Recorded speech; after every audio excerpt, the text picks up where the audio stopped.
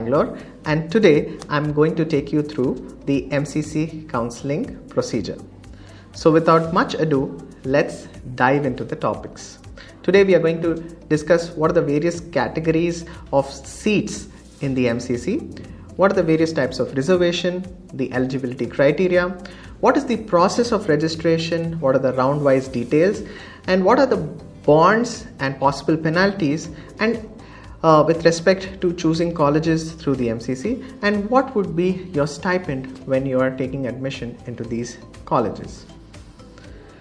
So MCC stands for Medical Counselling Committee, which handles the NEET PG central counselling on behalf of the DGHS or Directorate General of Health Services. Through the MCC, we can get admissions into the AIQ or All India quota, the central universities, the deemed universities, all the seats in DNB hospitals, as well as the armed forces medical services. Now let's look at the seat division across all of these. So total number of colleges offering seats in All India quota are 252 with a massive number of 12,278 seats. There are 6 central universities with 809 seats, 42 deemed colleges with 5,603 seats. Armed Forces Medical Services, there are 8 colleges with 145 seats, and a total of 1124 DNB institutions that provide 6,451 seats. Now let's look which states have the highest advantage. So there are total number of 65 medical colleges in Karnataka, high number of medical colleges, and the second is Maharashtra with 61 colleges. Third comes Tamil Nadu with 51 colleges, and then you have Uttar Pradesh with 50 colleges and Andhra Pradesh with 31 colleges. So these are the top 5 states with the number of medical colleges as displayed on your screens. So what is All India quota?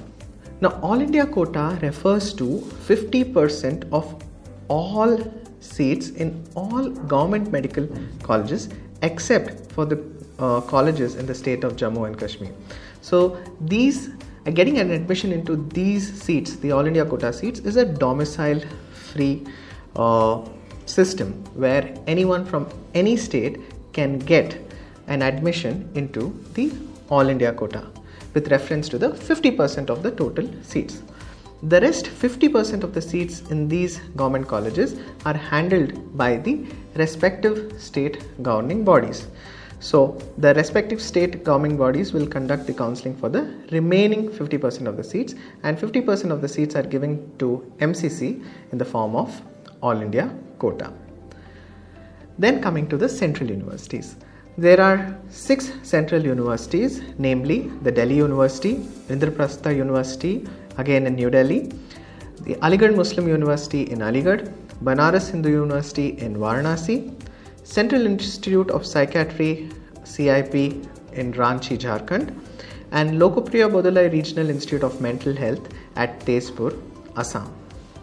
So again, these central universities do provide something called institutional quota or internal quota.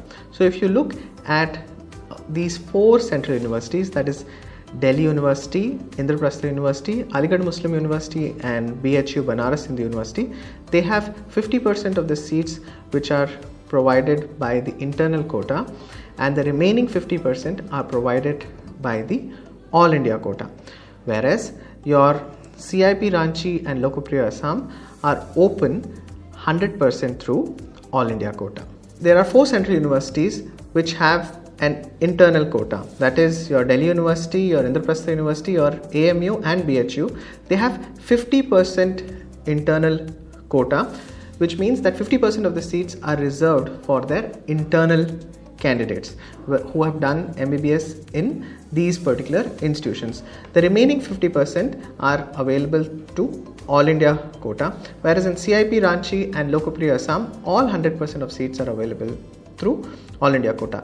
So the counselling for all of these seats happens on the MCC portal itself.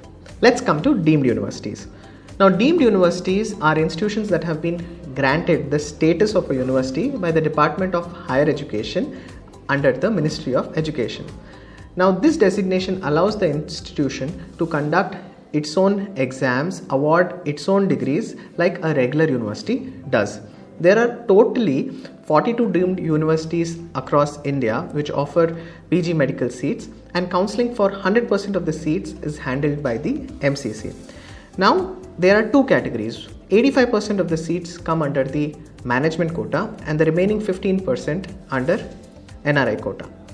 Out of the 42 colleges that are there with the status of deemed universities, there are 3 universities which are minority reserved universities. One is a Jain minority institution, that is SBK Shah in Gujarat, and 2 Muslim minority universities at Yenapayam, Mangalore, and Hamdard Medical College at Delhi.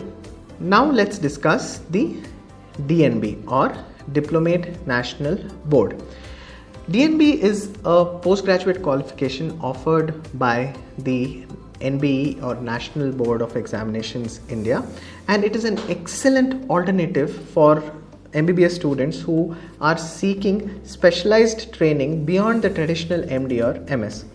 The distinctive feature here is students undergo training at reputed private or government hospitals, which sets DNB apart from the regular MD/MS programs which are typically conducted at medical colleges. Now, MCC conducts counseling for 100% of the seats which are available for DNB courses. So after MCC conducts the counseling, the fees that has to be paid for DNB courses is just 1.25 lakhs per annum. So that's the beauty of a DNB course, where you're completing your post-graduation after paying a very small amount of fees in consideration with other management quota or private quota or the fees in other private medical colleges. Now let's look at the Armed Forces Medical Services. The MCC only invites applications for those who are interested in taking a seat in the AFMS, and these applications which are obtained through the MCC are forwarded to its headquarters, which is the AFMC Pune. Now there are 5 different categories or priorities under which one can get an admission in AFMS. Priorities 1 to 4 are candidates those who have an army background or those candidates who have been sponsored as friendly foreign nationals or those with a paramilitary background. There is a priority 5 which refers to the civilian doctor. So if you are a civilian doctor seeking admission in AFMS, you need to apply under priority 5. Now, as per the latest notifications applicable for 2024, only candidates of priority 1 and 2 must undergo their counseling in an offline manner at AFMC Pune. Those candidates who are applying for the AFMS colleges, there is an age criteria. So those who are only younger than 30 years of age can apply for AFMS colleges. So those who are applying in priority 3, 4 and 5, there are totally about 175 seats, and MCC will be doing online counseling for these priorities after the first round of counseling is done for priority 1 and 2. So whatever remaining seats are there, that will be available for priority 3, 4 and 5 from the second round of online counseling of MCC. But this is the first year these rules are being implemented, so we will have to look into it how smoothly this process goes on. Also, there is an important point about the bond. There is a 5 years bond period, and the penalty for not following the bond is 56 lakhs for priority 5 candidates. Now let's look at the competition analysis for the last 3 years. In 2021, the total number of candidates that had registered for PG NEET exam was 1.77 lakhs. Those appeared was 1.66 lakhs, but those who qualified was only 99,378. The number of candidates who registered or applied increased to 2.06 lakhs in 2022, and the number of candidates who appeared was 1.82 lakhs. But again, the number of candidates who qualified was just about 1.01 lakhs. Now last year, the number of candidates registered increased to 2.09 lakhs. Those who appeared was 2 lakhs, and again the number of candidates qualified was about 1.1 lakhs. This slide refers to the number of candidates qualified as per the initial cutoff and not after the cutoff was revised for round 2 or 3. Now let's look at the qualifying scores for the year 2023. The unreserved category, the qualifying marks was around 291, and the total number of candidates qualified was 50,540. For the remaining reserved categories, the qualifying criteria was 40th percentile and the score was 257, except for the EWS category, where 45th percentile was considered as qualifying criteria and 274 was the qualifying marks. The respective number of candidates in each of the categories can be visualized from this table. So let's look at the reservations and the eligibility criteria. Now these are applicable for the All India quota, the central universities, as well as the DNB hospitals.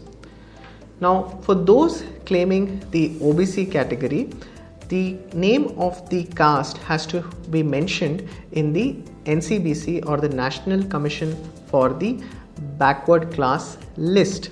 If it is not mentioned, if your caste is not mentioned here, then you may not be able to claim the OBC advantage. So let's look at the reservations for the central universities, for the All India quota, as well as the DNB hospitals. Please note that these reservations are not applicable for the AFMS and the deemed colleges. Now you have 27% reservation for OBC, 15% for SC, 7.5% for ST, and 10% for EWS or economically weaker section. The remaining 40.5% seats are the unreserved category. Now in all these 5 categories, there is a 5% reservation for PWD or persons with disability. Now those claiming the OBC reservation, an important point to note is that their caste should have been mentioned in the NCBC or National Commission for Backward Class list. Plus they should have obtained the non-creamy layer or NCL certificate, which is given to those with the annual family income of less than 8 lakhs. Now those claiming reservation under the EWS category, they should belong to general category. Then their family income should be less than 8 lakhs, plus they should not have a residential property bigger than 1000 square feet, plus should own land less than 5 acres in size. So this is the criteria that should be fulfilled for claiming reservation under EWS. Now let's look at the category wise percentage of qualified candidates. So the percentage of qualified candidates in 2023 were 45.3% in the unreserved category and the EWS, 39% from OBC, 11.8% from SC and 3.4% from ST. Let's come to the registration process of the MCC. So for online registration, you need to go to this website www.mcc.nic.in. Now in MCC counseling, registration can be done at the start of every round. For those who have not registered before the first round, they can register before the second round, third round, or before the fourth round as well. Please note that fresh choice filling happens at each and every round. For example, if you have entered choices in the first round and then you're going to the second round, then everything that you have mentioned for under choice filling for the first round becomes null and void, and you need to fill fresh set of choices for the second round, and the same process continues for the third round and the fourth round as well. Now let's look at the fees for the registration process. So if you belong to the unreserved category or the EWS category, the registration fee is 1,000 and you have to pay a security deposit of 25,000. Those belonging to SC, ST, OBC or PWD, the registration fee is 500 and security deposit is 10,000. Those applying for deemed colleges, the registration fee is 5,000 and the security deposit is 2 lakh rupees. So any candidate who is opting for deemed colleges has to pay a registration fee of 5,000 and a security deposit of 2 lakh irrespective of the category they belong to. So let's discuss the MCC counseling process. Now, who is eligible for the counseling? Those who have qualified in the NEET PG exam, those who have registered on the MCC portal, as well as paid the registration fee and the security deposit. So what happens after all of this? You would be given a stipulated time in which you need to do the choice filling, and after the choice filling is done, the round 1 of allotment happens. Now there are two possibilities after round 1 seat allotment. Either you're allotted a seat or you're not allotted a seat. If you're not allotted a seat, then you can directly proceed to round 2. If you're allotted a seat, let's look what are the possibilities. 1. You like the college that was allotted to you, so you accept it, and what do you have to do? You have to go to the website, download the allotment letter, go to the college physically, submit your documents and complete the admission process. With this, the counseling is over for you and you have got admission into the medical college that was allotted to you. However, if you decide to change your mind and you want to reject the college, then you can even resign from the admission after the admission process was done. However, this has to be done within the stipulated time given by the MCC. Now, if a college was allotted to you, you're okay with the college, but you hope for some kind of upgradation in round 2. What do you have to do? You have to do the same thing. You have to download the allotment letter, go to the college, submit the original documents, complete the admission process, but at the same time inform the college that you are applying for upgradation. This will make you eligible to participate in round 2. Now the third possibility is that you were allotted a college but you are not happy with this college. So what do you do in this scenario? You can claim a free exit. How do you claim a free exit? You just don't have to do anything. If you have not reported to the college within the time stipulated by the MCC, then it is considered that you have taken a free exit, your security deposit is safe, and you can directly participate in round 2 of MCC counseling. So let's discuss round 2. Now, who is eligible for round 2? You can register afresh for round 2. Those candidates who have applied for upgradation can appear for round 2. Those who have claimed a free exit in round 1 are eligible for round 2. And obviously those who are not allotted any seat in round 1 are eligible for round 2. Those who are applying afresh have to obviously pay a registration fee and a security deposit. So after the choice filling is done for round 2, which has to be done afresh on the portal, there are two possibilities. Now, either a college is not allotted to you or a college is allotted to you. If a college is not allotted to you, then you are eligible to participate in round 3. If a college is allotted to you, 1, you like the college, you accept it, and you report to the college, complete the formalities of admission. So that would be the end of the counseling process for you. But if you decide to change your mind, then again you can resign within the stipulated date, but this has a little bit of formalities and terms and conditions associated with it. So if you wish to understand the details regarding this, you can get in touch with our mentors, and the details of this are mentioned in the box below. Now, what is the second possibility? The second possibility is that you have been allotted a college in round 2, but you are hoping to upgrade in round 3. Now, this is possible since last year, and you can upgrade in from round 2 to round 3 as well, but you will lose the security deposit if you take this option.